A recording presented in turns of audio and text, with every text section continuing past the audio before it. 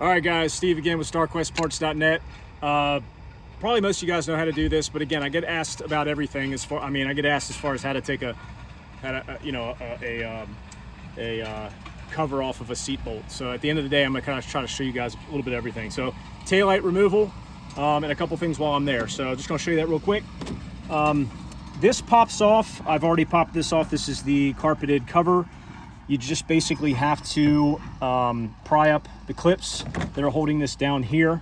There's 1, 2, 3, 4 points, and then this will pretty much just lift up and expose the bolts that you need to get your taillights out. The good news is there's 6 of them. They're super easy to get to, and they're all 10 millimeter.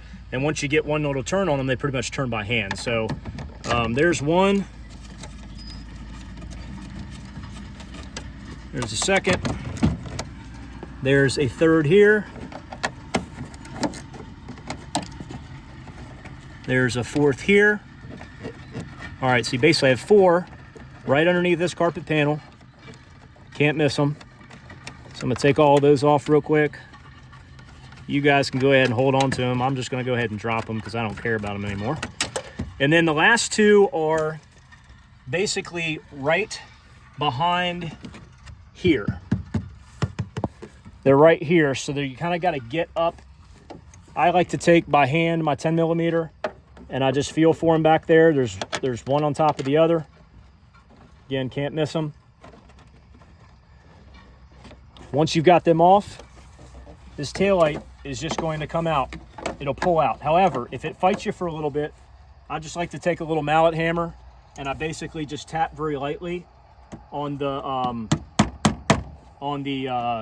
threads where I just took those nuts off, and that'll give that enough pressure to unseal it, because basically these are sealed from the there's a foam seal on the inside of these. Well, there's not anymore.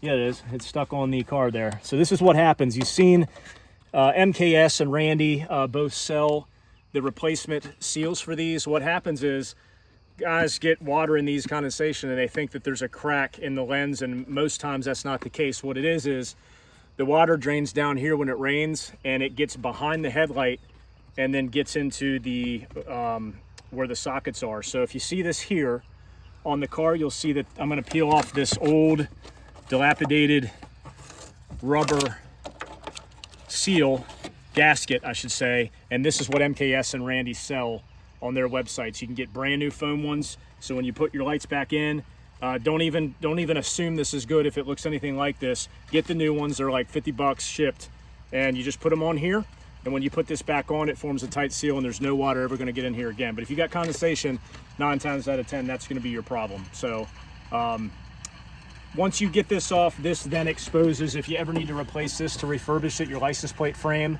you have to take your taillights off in order to get to this, because basically you just have a couple of 10 millimeter bolts on the back side here, but then you've got your